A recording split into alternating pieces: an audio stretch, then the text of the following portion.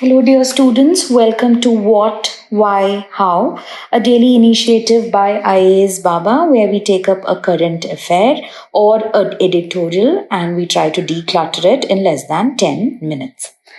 The topic that we have chosen for today is quite an unfortunate one. It is regarding the passing away of the 14th Prime Minister of our country, Shri Manmohan Singh. Now, when we have to talk about Manmohan Singh, it starts from the fact that currently, when it comes to India, if you are right now watching this video on a phone or on a iPad or a tablet or anything, you have a direct, owing to Dr. Manmohan Singh. So we have to start from there onwards. We will be discussing briefly about his life and then what are his contributions to the country. And that is considered to be important because every important aspect of our country, starting from governance, poverty, hunger, corruption, several aspects of governance were tackled during his reign. Now, coming into the first thing, Manmohan Singh was born in Gah in undivided Punjab on September 26, 1932. He had a first class degree in economics from Cambridge University and a D.Phil from Oxford in the early 1960s. Before becoming the finance minister of our country, he had several important roles like the chief economic advisor, the deputy chairman of the planning commission, the Reserve Bank of India governor, and the union finance secretary. As you can see, his area and his domain remained economics and how economics and economic reforms could have a human face. This is one of the most important contributions of Dr. Manmohan Singh because there were a lot of economic reforms that primarily trickled down to the poorest of the poor in our country and gave them widespread benefits. Thereafter, at the age of 58, he goes on to become the finance minister of our country at a very crucial time, which is 1991. Those who are familiar with Indian history do know that 1991 was the period of severe economic crisis. At this point, we had the PV Narasimha Rao government take its oath, and at that point is where Dr. Manmohan Singh became the finance minister in this cabinet. Now, coming on to what all he did from there on. Starting from 1991, his role as finance minister spearheaded the economic reforms of 1991. When we were faced with severe economic crisis and we did not have enough money to even pay our import bills for few days, this is when we subscribe to something called as the LPG reforms, the liberalization, privatization, and globalization reforms. From then onwards, the LPG reforms is what we are following even today. That has led to widespread benefits when it comes to foreign investment, reducing government control on industries, etc. Now, these LPG reforms also invited widespread industries to start in our own country also, which thereon went on to give several jobs to people, ensure that Indians lived in a time of economic prosperity.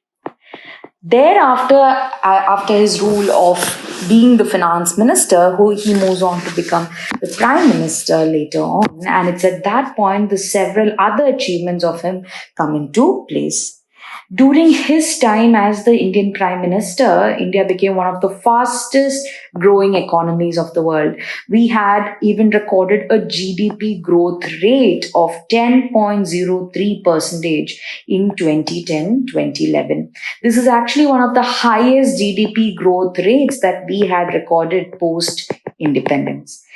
Not only economic reforms, he had spearheaded several social reforms too. The most important one being the MGNREGA. This employment guarantee program of India is now being studied all over the world for its massive impact on poverty alleviation. He uplifted millions from poverty and hunger. During his time as Prime Minister is where we were able to reduce the number of people living below poverty line. In fact, the percentage of people living below poverty line declined from 37% in 2004-5 to 22% in 2011-12. Another important measure that he had taken is your RTI Act, which is your Right to Information Act of 2005, considered to be one of the most revolutionary acts in Indian governance. It is today that we can understand right now we are able to demand information from government officials. If we are able to ask for it and we are able to get it in very time bound manner, we have it all to owe to the right RTI Act. It enhanced transparency, accountability, and governance in our country. And it doesn't stop with just domestic reforms. During his time as Prime Minister is where India engaged in your India-US civil nuclear agreement. It allowed India to access civilian nuclear technology and fuel despite not being a signatory to the NPT, which is your Nuclear Non-Proliferation Treaty. I want you to understand most of the countries in the world are signatories of NPT and only they get access to nuclear fuel. India managed to get the access to nuclear fuel from such a big country like USA without even being members of NPT. And this is all to the diplomatic prowess of Dr. Manmohan Singh. Further on, the most important thing that we all think of when it comes to the reign of Dr. Manmohan Singh is that during his time is where in India the middle class emerged as a very strong economic power. Previously, the middle class in India was living close to abject poverty. It's just that they did not fall in the poverty line measures, but they did not have a lot of spending power. But during the time of Dr. Manmohan Singh, because of the LPG reforms, it created a lot of opportunities for job change and higher salaries. In India, we even started off with the service sector, which was not something that we had explored previously. And that gave a lot of opportunity to the middle class in India.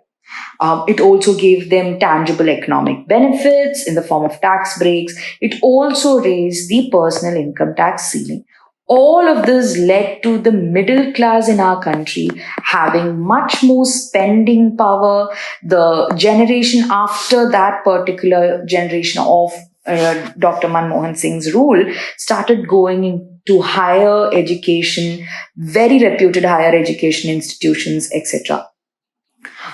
Besides this, foreign investment in our country boomed, expansion of industries, particularly the service sector boomed.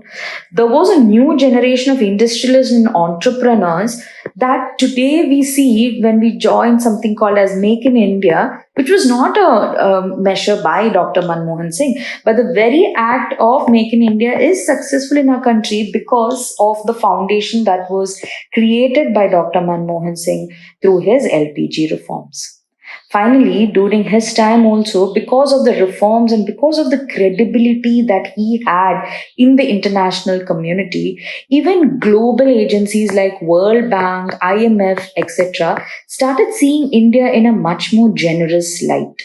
For example, the World Bank had a clear norm called as structural adjustment reforms with a human face. And this was given to a lot of lagging states in India. Your MP, Odisha, West Bengal, Bihar, all of these states have received funds under the World Bank because it had the credibility that was given to by Dr. Manmohan Singh. Finally, talking about his legacy starts from the fact that be it foreign policy, be it our aspects related to economy, these are both two important things that today India considers as one of its major pillars of growth. If you take these as the pillars of growth, it can be said that Manmohan Singh was the prime minister that led the foundations of these both pillars of growth. Starting from foreign policy, earlier what we were very clearly aligned to was the Nehruvian approach of non alignment. From there, Dr. Manmohan Singh showed the courage to closely align with USA in the form of the civil nuclear agreement. And today we have such strong strategic partnership with USA because of the efforts taken by Dr. Manmohan Singh. Today, when he has passed away, there is a very spontaneous outpouring of grief. You can see the younger generation of the country giving their tribute to him. It's because every Indian in the last 25 to 30 years has been the beneficiary of the policies and the reforms taken by Dr. Manmohan Singh. So on this eve, I hope we can reminiscence all of his achievements and be grateful for the fact that we have had a prime minister of such magnitude. I hope you've understood the topic today. Until we meet again tomorrow, take care and happy learning.